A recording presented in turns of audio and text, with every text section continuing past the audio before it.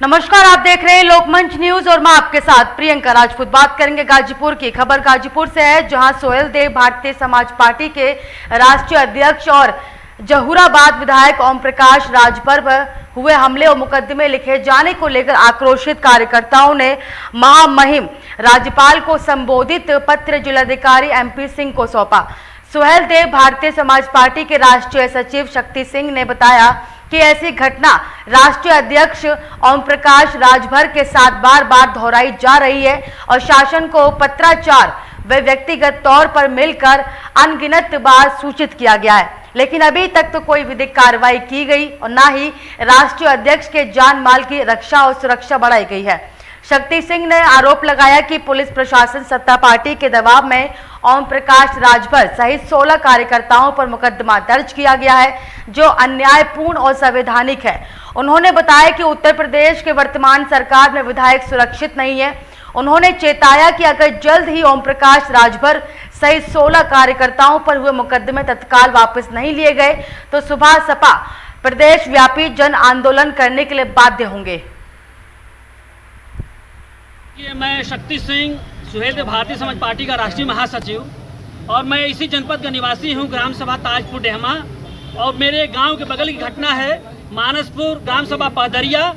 वहां पे जनसंपर्क अभियान के साथ हमारे राष्ट्रीय अध्यक्ष जी जो जहूराबाद के माननीय विधायक हैं, मैं शक्ति सिंह राष्ट्रीय महासचिव, हमारे प्रदेश के कोषाध्यक्ष श्री रुद्र प्रताप सिंह, हमारे प्रदेश के प्रवक्ता श्री सुनील सिंह जी और प्रदेश के महासचिव श्री शिवेंद्र सिंह के साथ जिला अध्यक्ष ललन राजभर जी, जिला प्रभारी सुरेंद्र राजभर जी, विधानसभा के अध्यक्ष डॉक्टर जयनाथ जी, तो ये आपके प्रदेश उपाध्यक्ष युवा मंच के संतोष यादव जी, शिव कुमार यादव मामा जी, प्रदेश अध्यक्ष व्यापार प्रकोष्ठ के प्रभाकर जायसवाल जी, तमाम नेताओं के साथ जनसंपर्क अभियान के तहत राधे श्याम राजभर के घर पे हम लोग बैठे ही थे। तो वहाँ के अराजक तत्व जो अपराधी किस्म के लोग हैं, जो आए दिन वहाँ घटनाकारित करते रहते हैं।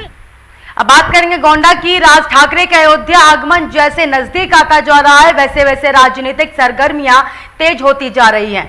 5 जून को राज ठाकरे का अयोध्या दौरे के विरोध में आज भारतीय जनता पार्टी के सांसद और कुश्ती संघ के अध्यक्ष भूषण शरण सिंह द्वारा उत्तर भारत यात्रा निकाली गई और जिसमें बड़ी संख्या में आम लोग शामिल हुए, वहीं हजारों की संख्या में अयोध्या के साधु संतों ने हिस्सा लिया। मणिराम दास छावनी के उत्तराधिकारी कमल नयन दास और तपस्वी छावनी के महंत के अलावा अयोध्या के 13 अखाड़ों के संतों की अगुवाई में तमाम प्रमुख संतों ने पहुंचकर बीजेपी सांसद को अपना समर्थन दिया। कहा कि निश्चित रूप से राज ठाकरे ने उत्तर भारतीयों का घोर अपमान किया है और उनका उत्पीड़न किया है, इसलिए उनको अयोध्या की धरती पर दर्शन नहीं करने देंगे। वहीं बीजेपी सांसद प्रतिनिधि संजीव सिंह ने कहा कि एक भारत श्रेष्ठ भारत के तहत किसी भी प्रदेश का व्यक्ति दूसरे प्रदेश में जाकर काम कर सकता है और वहां पर रह सकता है, जिसकी इजाजत हमें संविधान दे रहा है, लेकिन उसके बावजूद राज ठाकरे और उनके गुंडों द्वारा उत्तर भारतीयों का व्यापक रूप से उत्पीड़न किया गया। अब किस प्रकार बिना उत्तर प्रदेश की धरती पर आ रहे हैं। उत्तर भारतीयों का पिछले 7-8-10 वर्षों में जिस तरीके से अपमान बम्बई या महाराष्ट्र पूना में हुआ, लोग वहां से भगाए गए, व्यापार छोड़ के लोग चले आए। तो अगर ऐसा आदमी कोई अगर इस धरती पर आता है, उत्तर प्रदेश की धरती पर आता है और भगवान श्री राम का दर्शन करने आता है, तो पहले तो उसको उत्तर भारत में रहने वाले लोगों से माफ़ी मांगनी चाहिए, फिर उत्तर भारत की धरती पर उसको कदम रखना चाहिए। ये नैतिकता है कि उनको माफ़ी मांग करके तब आना चाहिए। मोदी जी कहते हैं कि सबका साथ, सबका विकास, सबका विश्वास और एक भारत और श्रेष्ठ भारत। तो किस आधार पे जब संविधान सबको हर जगह जाने की इजाज़त देता है और अपना व्यापार हर जगह करने की इजाज़त देता है और घर कहीं भी बना लिए इसकी इजाज़त देता है संविधान, तो राज ठाकरे ने किस अधिकार के सहित इसको कहा कि उत्तर भारतीय महाराष्ट्र छोड़ के भाग जाए। और अगर उन्होंने इस बात को कहा है कि उत्तर भारतीय महाराष्ट्र छोड़ के भाग जाए, तो उनको इसका एहसास हम लोग कराने के लिए जिले जिले में ये आंदोलन कर रहे हैं, लोगों को जा करके उनकी भावनाओं को जगाने का प्रयास कर रहे हैं कि बड़ी खबर ललितपुर से सामने आ रही है। बता दें कि शराब के पैसों को लेकर 2 पक्षों में विवाद हुआ। बीच बचाव करने गए वकील के साथ दबंगों द्वारा मारपीट का आरोप लगा है। मारपीट का वीडियो सोशल मीडिया पर वायरल है। सदर कोतवाली अंतर्गत नेहरू नगर मोहल्ले की ये पूरी घटना है। बड़ी खबर आपको ललितपुर से बता रहे हैं। शराब के पैसों को लेकर 2 पक्षों में विवाद हुआ। बीच बचाव करने गए वकील के साथ दबंगों द्वारा मारपीट की गई। मारपीट का वीडियो सोशल मीडिया पर वायरल है।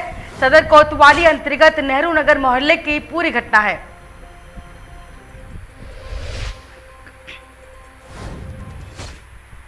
भारतीय जननायक पार्टी के राष्ट्रीय अध्यक्ष संतोष कुमार यादव के साथ लोकमंच न्यूज चैनल के खास बातचीत की। मीडिया के सवालों का जवाब देते हुए संतोष कुमार यादव बोले कि भारतीय जननायक पार्टी एक बड़ी पार्टी है और आगामी आने में चुनाव नगर पालिका, नगर पंचायत और नगर निगम हम अपनी जीत हासिल करेंगे। 2024 में लोकसभा चुनाव में छोटे छोटे दलों से गठबंधन करेंगे और लोकसभा के चुनाव पूरे देश में प्रत्याशी अपनी उतारेंगे और चुनाव जीतने का पूरा ताकत भारतीय जनता पार्टी लेकर आएगी। और क्या कुछ कहा, सुनिए।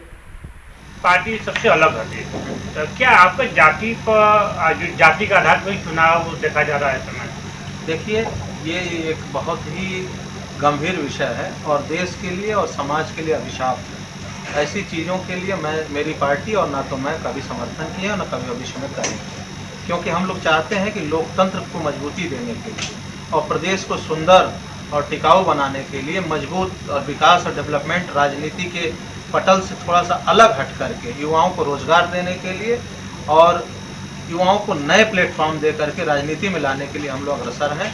इसलिए इसके लिए मेरा ये मानना है कि अब न यादव की सरकार होनी चाहिए, न ब्राह्मण की सरकार होनी चाहिए, न दलित की सरकार होनी चाहिए, न मुसलमान की सरकार होनी चाहिए, बल्कि देश में लोकतंत्र में जनता की सरकार होनी चाहिए और सबकी सरकार होनी चाहिए। ये आपके कहने का तात्पर्य सर्व समाज के मतलब सारे जातीय धर्म के साथ एक मंच पर सरकार होनी चाहिए। बिल्कुल होनी चाहिए, बिल्कुल होना चाहिए। और इसीलिए मैं समझता हूँ कि अभी हम लोगों को थोड़ा सा अभी समाज में और देश में या प्रदेश में थोड़ी सी हम लोग को कठिनाइयाँ हो रही हैं कि लोगों की सोच में अभी कहीं न कहीं थोड़ी सी अभी विषमताएं हैं। लोग धीरे धीरे चीज़ों को समझ रहे हैं और इसीलिए हमको और हमारी पार्टी को बड़े पैमाने पे वोट मिल रही है।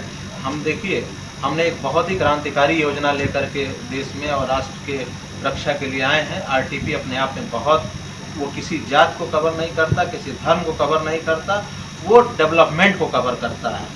यानी कि अगर कोई भी नेता, मंत्री या सांसद वादा करता है तो क्या आप नहीं चाहेंगे या मीडिया नहीं, इस पर मैं चाहता हूँ कि मीडिया भी मुख्यमंत्री से सवाल करे कि क्या जितनी घोषणाएं हुई हैं क्या उतनी पूरा हो रही हैं या नहीं हो रहा है। उस पर हम लोग, हमारी भारतीय जननायक पार्टी उस योजनाओं को पूरा कराने के लिए सरकार का भी घेराव करेगी और सरकार को कटिबद्ध करेगी कि आप इस योजना को तत्काल लागू कराइए, उसको पूरा कराइए। ये हम जानना चाहते हैं, जो अभी आने वाले चुनाव है नगर निगम, नगर पंचायत की, नगर पालिका की और इसके बाद जो है 24 के चुनाव है लोकसभा के, इस पर आपकी पार्टी की कहाँ रणनीति है?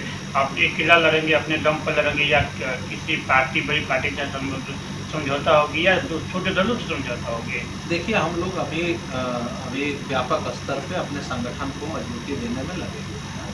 हम अपने प्रदेश अध्यक्षों को, हमने एक बैठक अभी आहूत किया था, उसमें हमने सभी प्रदेश अध्यक्षों को मैंने निर्देशित करने का काम किया है और मैंने उनसे आग्रह किया है कि जल्द से जल्द प्रदेश की इकाइयों के सभी संगठन को मजबूती से बना लिया जाए और उनकी एक कार्यशाला लगा करके उनको ट्रेंड कार्यकर्ता के माध्यम से जनहित में काम करने के लिए उनको जनता के बीच में भेजा जाए और पार्टी के नीति को जो लोग भी समर्थन देना चाहते हैं उनका हमारे यहाँ स्वागत है। हम लोग किसी दल में नहीं जा रहे हैं, न किसी दल से हमारा कोई समझौता हुआ था और न आगे होने की संभावना। तो क्या अखिलेश यादव विकल्प होंगे या शिवपाल जी विकल्प होंगे? देखिए, अब राष्ट्र में और सुनने में आया शिवपाल जी बीजेपी में जा रहे हैं। देखिए, वो तो बहुत कोशिश की है। शिवपाल जी एक बहुत पुराने और वरिष्ठ लीडर हैं, मैं उनका बड़ा सम्मान करता हूँ और निश्चित तौर पे उनके साथ अखिलेश यादव जी ने जो सौतेला बर्ताव किया है ये उचित नहीं है। लोकतंत्र में और राष्ट्रहित में किसी भी नेता का सम्मान सर्वोपरि होता है। मैं समझता हूँ कि उनके सम्मान के साथ अखिलेश यादव को नहीं खेलना चाहिए था और अखिलेश यादव जी ने जो उनके साथ व्यवहार किया है ये प्रदेश की जनता ने भी इससे बहुत आहत हुई है। तो ये सब चीज़ें देखिए राजनीतिक हैं और उनके आपस के परिवार की बात है। ये एक हमारे दल या ये मीडिया के मंच पे बहुत ज़्यादा इस पर बात करने की आवश्यकता है, मैं समझता हूँ। जी, आगे भविष्य में क्या बीजेपी पे जाने की रणनीति है आपकी? नहीं, अभी देखिए, हम लोग किसी दल पे, मैंने आपसे बार बार कहा कि हम किसी दल में जाने की आवश्यकता हमको नहीं है। हम लोग एक प्लेटफॉर्म बनाए हैं और इसीलिए हम लोग कह रहे हैं कि जनता के लिए काम कर रहे हैं। हम लोग कह रहे हैं कि कोई सताए तो हमें बताएं। जनता के काम के लिए हम लोग आए हैं, हम किसी दल में नहीं जा रहे हैं। हमें ना तो जाने की आवश्यकता है, बुलाने के लिए, कहने के लिए और मिलने के लिए। एक लोकतंत्र में एक नेता के यहाँ जाता है और उसमें जाना आना चाहिए। एक शिष्टाचार मुलाकात सबसे होती रहती है। इसका मतलब ये नहीं है कि हम बीजेपी में जा रहे हैं। हम मुख्यमंत्री जी से भी मिले थे, हम अखिलेश यादव जी से भी मिले थे, सबसे शिवपाल जी से भी मिले थे। इसका मतलब ये नहीं होगा। वो लोग हम लोगों से मिलने के लिए अगर हमसे कहते हैं तो हम भी जाते हैं, ऐसा नहीं है। लेकिन हमारी पार्टी की नीतियाँ अलग है और जो लोग भी राइट टू प्रॉमिस का समर्थन करते हैं उस पर भविष्य में विचार किया जाएगा। वो एक अलग रणनीति का पार्ट है, उस पर अभी कुछ भी कहना बहुत जरूरी है। जी, लास्ट सवाल ये है तो 2024 का चुनाव सर पर है और जो आरटीपी आप बता रहे दोनों को लेकर हमारे दर्शकों को देख रहे हैं, उनको आप बताने की जरूरत है। मैं सभी दर्शकों से आपके चैनल के माध्यम से अपील करना चाहता हूँ कि लोकतंत्र में अब आप सभी लोग जागरूक होइए, अपने अधिकारों को समझिए। आपका एक वोट सिर्फ सरकार ही नहीं, आपका भविष्य तय करती है। इसलिए मैं आप सभी से अनुरोध करता हूँ कि जब तक लोकतंत्र में और देश में आरटीपी जैसा कानून नहीं बनेगा तब तक आपके अधिकारों का हनन होता रहेगा। इसलिए मैं आप लोगों से अपील करता हूँ कि आप लोग राइट टू प्रॉमिस का समर्थन करिए और साथ दीजिए। इसके साथ ही हम कहना चाहते हैं कि कोई सताए हमें बताएं। तो अगर कोई में हमने सभी प्रदेश अध्यक्षों को मैंने निर्देशित करने का काम किया है और मैंने उनसे आग्रह किया है कि जल्द से जल्द प्रदेश की इकाइयों के सभी संगठन को मजबूती से बना लिया जाए और उनकी एक कार्यशाला लगा करके उनको ट्रेंड कार्यकर्ता के माध्यम से जनहित में काम करने के लिए उनको जनता के बीच में भेजा जाए और पार्टी की नीतियों को जनता तक पहुंचाने का काम किया जाए। इस पे हम लोग काम कर रहे हैं। अभी हम संगठन पे फोकस करके हम रणनीति बनाएंगे और निश्चित तौर पे जितने भी देश स्तर में और प्रदेश स्तर के चुनाव होते हैं, भारतीय जननायक पार्टी सदस्य लड़ती आई है और आगे लड़ती रहेगी। और आपको मैं विश्वास दिलाता हूँ कि इस बार नगर पालिका के चुनाव में भारतीय जननायक पार्टी अपने ज़्यादा से ज़्यादा प्रत्याशियों को उतारने का काम करेगी और चुनाव जीतेगी। जी, हम आपसे जानना चाहते हैं, अगर आपकी पार्टी आपको बैनर कर लेकर चुनाव जीतते हैं तो क्या जनता के हित के लिए कार्य करेंगे? देखिए, जनहित में अभी बहुत सारे कार्य होने बाकी हैं, लेकिन हम लोग ये चाहते हैं कि राष्ट्र हित में और प्रदेश हित में और क्षेत्र हित में अगर काम करना है तो बेरोजगारी एक बहुत बड़ी समस्या है, व्यापक स्तर पर है। तो हम लोग चाहते हैं कि हर घर में सस्ता भोजन हो, हर घर में रोजगार हो, जिससे हर एक व्यक्ति अपने आप को शक्तिशाली और प्रभावी बने और अपने भविष्य के साथ साथ अपने आने वाली पीढ़ी और अपने बच्चों को भविष्य बनाने के लिए वो स्वयं सक्षम हो, किसी पे आधारित और किसी पे आश्रित ना हो कि सरकार हमको राशन देगी तब मैं पढ़ाई कराऊंगा, तब मैं आगे बढ़ूंगा। हम लोग इसके उलट काम करने वाले लोग हैं। हम लोग चाहते हैं कि नहीं, व्यक्ति को इतना सक्षम बना दिया जाए। जैसे महंगाई की बात आप कर लीजिए, महंगाई चरम पे, तो सरकार का कोई अंकुश नहीं है, ये बहुत दुखद है।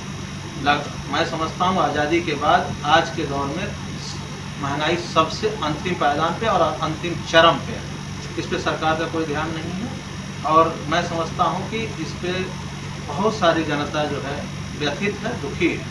तो हम लोग चाहते हैं कि लोगों को इतना मजबूत बना दिया जाए, इतना रोजगार दे दिया जाए, उनको हर एक सुविधाओं से लैस कर दिया जाए कि वो अपना आत्मनिर्भर बन सके और इसमें महिलाओं को भी प्राथमिकता दी जाए, महिलाओं को भी आगे लाया जाए। जी, हम जानना चाहते हैं, ये सूचना प्राप्त हुई मीडिया को, आप अखिलेश यादव के साथ गठबंधन आपकी हो रही है, उनकी सरकार बनेगी तो आप कैबिनेट मंत्री बनेंगे, इस तरह की सूचनाएं प्राप्त हो रही है। देखिए, ये बिल्कुल सही आप कह रहे हैं कि मीडिया में बहुत चर्चा रही और अन्य दलों में भी ये चर्चा रही कि भारतीय जननायक पार्टी की अंदर खाने जो है इन लोग की मैच फिक्स हो गई है, इसलिए ये प्रभावी ढंग से चुनाव लड़ने का काम नहीं कर रहे हैं। लेकिन मैं इस बात का खंडन करता हूं कि हम लोग किसी भी दल के साथ जाने का काम नहीं कर रहे हैं। हम लोग ये करना चाहता हूं कि लोकतंत्र में अब आप सभी लोग जागरूक होइए, अपने अधिकारों को समझिए।